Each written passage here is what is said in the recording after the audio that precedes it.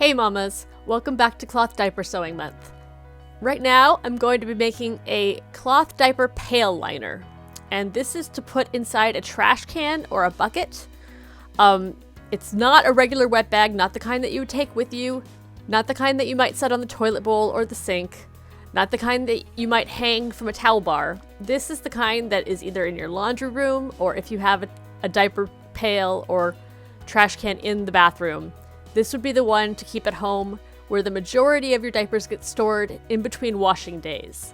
What I always did is I had a small wet bag in the bathrooms and in my diaper bag, and then I had a big pail liner in the laundry room, in our basement. And it's the one that's going to stink more, because if you've got an older kid and you're only washing once a week, it's going to get pretty full of ammonia. So I made two big ones, and on wash day, I would just flip it inside out and throw it in with the wash, and then every wash day, I would wash one of the pail liners and put the new one into the trash can. And so that was really an easy solution for me, just to have two wet bags or two pail liners and then rotate between all of those things. And since we're working with PUL for the first time, which is polyurethane laminated polyester, it's a polyester knit, so it's stretchy. And it's polyurethane laminated, so it's a little bit sticky on the inside, and that's what makes it the waterproofing. And that's for cloth diapers, for all-in-one and pocket covers, and for things like wet bags. So I've got here, these are the two types of needles that are often used with sewing PUL. I prefer the Microtex Sharps needles, and I use a 70-10. I don't like to go any higher than an 11 for gauge. It makes for smaller holes and they're easier to seal. And some people like to use the Jersey ballpoint needles. And that, again, I wouldn't go beyond the 70-10. They're not going to be as good in my experiences as the Microtex, especially with the modern PUL that's a little thicker than the older PUL. The Jersey ballpoint is better for things like jersey knits, if you're worried about snagging a jersey knit. So they're really great for apparel sewing, or if you're working with a really fine jersey for a fitted diaper. But if you're working with things like fleece or cotton fleece, then you can use pretty much any needle. Super simple here. The way that you are going to size these is by taking whatever trash bag fits in your trash can and opening it up, and then taking your fabric and doubling it up, long ways, so that you only have to sew up the sides. And the way that I did it is with my serger. And I really would just serge up one side, serge up the other side, and put some fold over elastic or elastic at the top, or maybe no elastic at all. This is a really simple thing. It doesn't have to be complicated.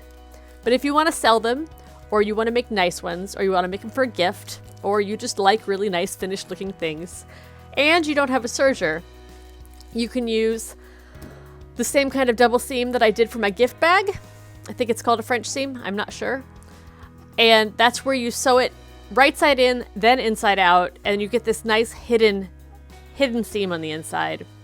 So when you're cutting your width and you've got your trash bag, you want to open it all the way up. And if you're going to be sewing with a sewing machine, you want to go about 1 inch beyond on both sides when you're cutting. And when you're using a serger, you're just going to go about 1/4 inch beyond on both sides. And that's just going to make up your seam allowance. So I've got my fabric here, and I just cut a length of the full width of the bolt here. It's a big piece. And one way that you can do the elastic is by folding down the top like that. Another way you can do it is by doing fold over elastic. And that'll be the last step. So you want to take that into account on the size that you're going to cut. If you're going to want a short bag, then you'll want to cut it down. I often would take one piece like this and then fold it the size that I want it, and say that would leave that much left. I might then take that bit and turn that bit into my wet bag, so that one full length cut ends up being two, both of your matching bags. So right now we're just going to do the pail liner. And I'm just going to sew that seam up the side. And we're going to sew on the outside first. Then we're going to turn it to the inside. Then we're going to go back to the outside. And I am going to clip it a little bit because it's pretty slippery. And I don't want to lose my line up here.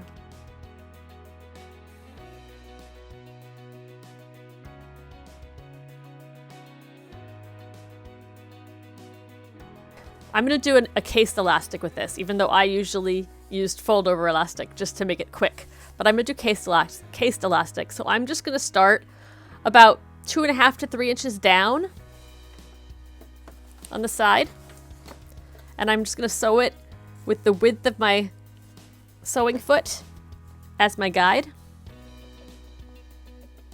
And since I'm sewing on the outside, I don't need to worry about it being sticky. Some people like to use things like Teflon feet or walking feet when sewing pull. It really depends on the stickiness of your pull. But I'm on the outside, so it doesn't matter. This is a little stretchy though, so you do have to watch that. And this is a big piece of fabric that I'm using. You don't have to do it this big. I know a lot of people just use like buckets and make much smaller pail liners.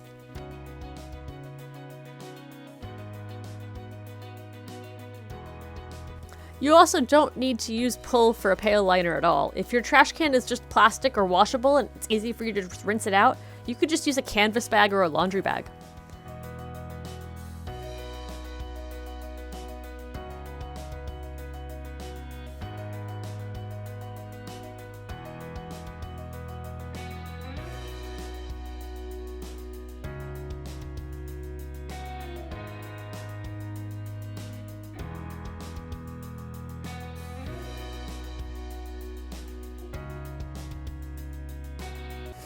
So now you've got your seam most of the way up both sides. And it's a little more than 1/4 inch, but you can make yours less. You could trim it down to be right at the edge, and that'll make this next step easier for you. But I'm lazy, as is pretty universal in my sewing. I'm just going to turn it inside out now.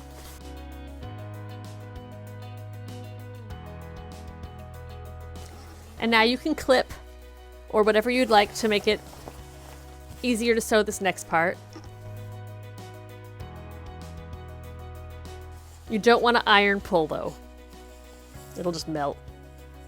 Especially not directly against an iron. There are some types of pull that you can put like cotton woven against and press underneath like a towel, but there's no reason to, and I wouldn't risk it.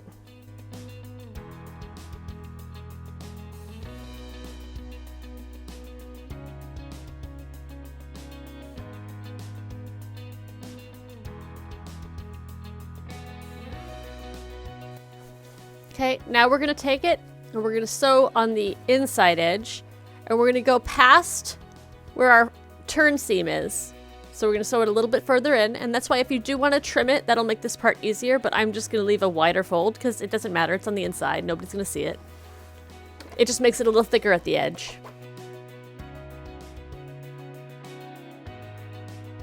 So you want to make sure that when you sew down that your needle's going to be beyond that line. So while I had my needle center justified initially, now I'm going to have it left justified just because it's easier for me to not pay attention.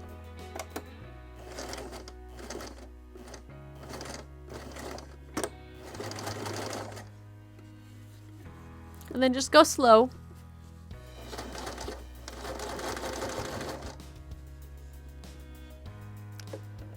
And I would probably keep your seam length at around 3. You could do 2.5 to 3. You want it to be a little closer together for watertight seams, but not too close because you don't want too frequent of punctures. There's kind of a line there, and you do want your tension of your thread to be fairly tight.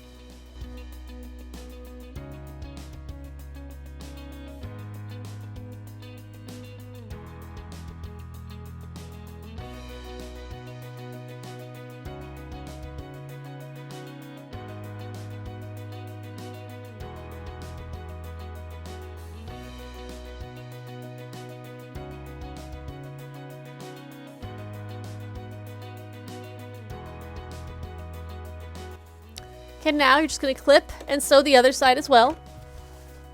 If you notice, I just have it sewn up to the line where I had it sewn on the outside, not all the way up. And that's because I'm going to be doing a wide cased elastic for the top. But if you're doing fold over elastic, you would just go right through.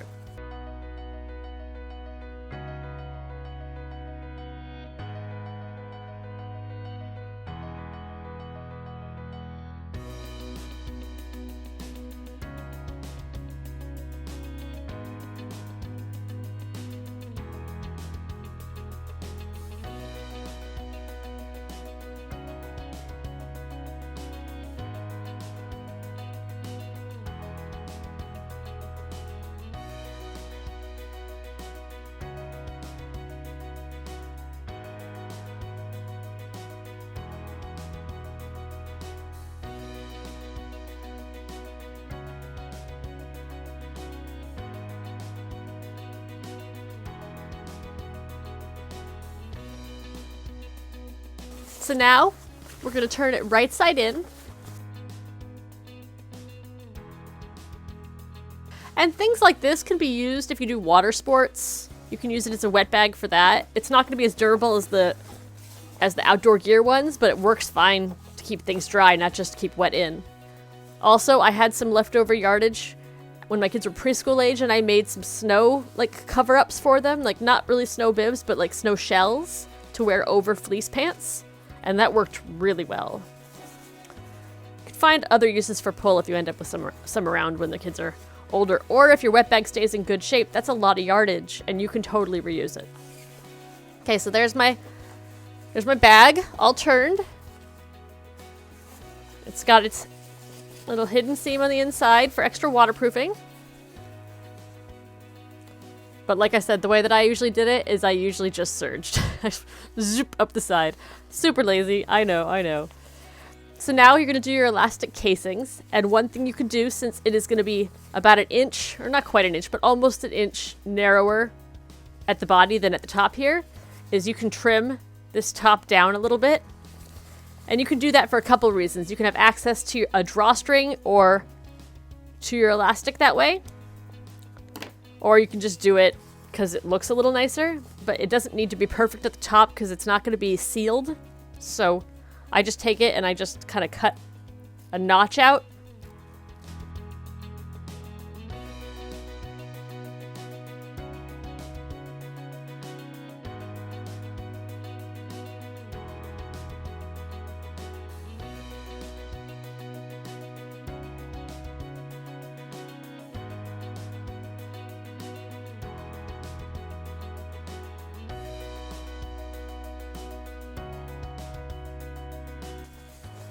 And then if you want to have an exposed drawstring, you could fold it in a little bit here and make it a little prettier and just sew a closed seam.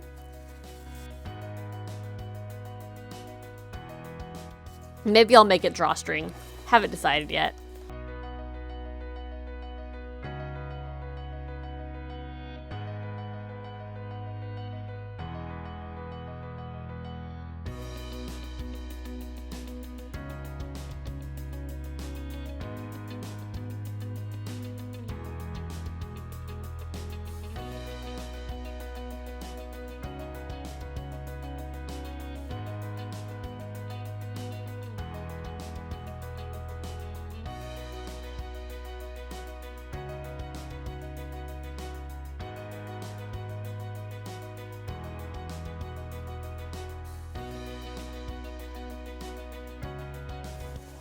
So now I've got my top sewn up on the sides, and I'm just going to fold it down on both the front and the back. And since I'm going to do a drawstring, I'm going to leave it open on both sides for easier access.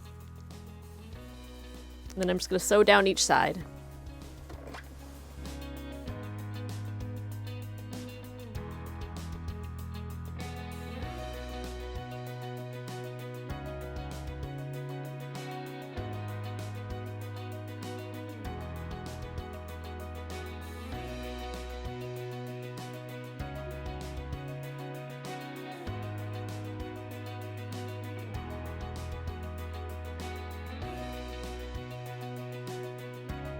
And at this point, there are a lot of things that you can do to clean this up, make it look a little more professional.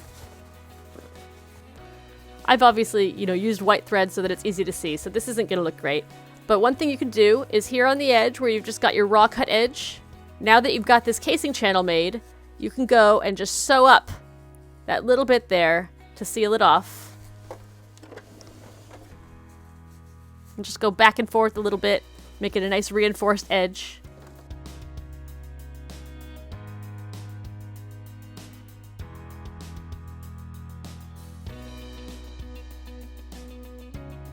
So now you've got your little reinforced neck edge there, and you can feed your drawstring right through your two holes using a bodkin or a safety pin, or you can just tie a knot and feed it through by hand.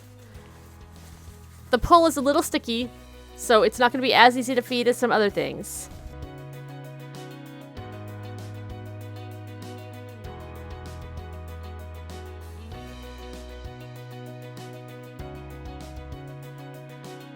And there you have it. A big pail liner. Drop it in your trash can, drop it in your bucket. You could always just leave it on. I've known people who've just left it on the bathroom floor if they don't have to make a nice looking bathroom and just leave it strung closed. You can also have it hanging from like a doorknob with the drawstring, or if you want to use the drawstring to hang, you can. But I'm going to do another tutorial for a hanging wet bag. So here you've got your channel to run your drawstring through. I don't want to do it yet because I need to find my nice cable that I have around somewhere. But you get the idea. I'll take a photo of it finished.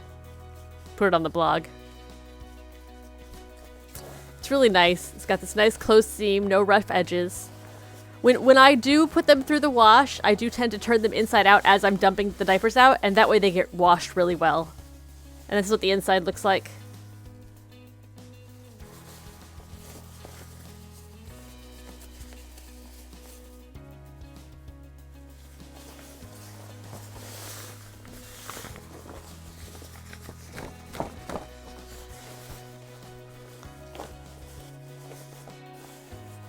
And there's your pail liner. Happy sewing.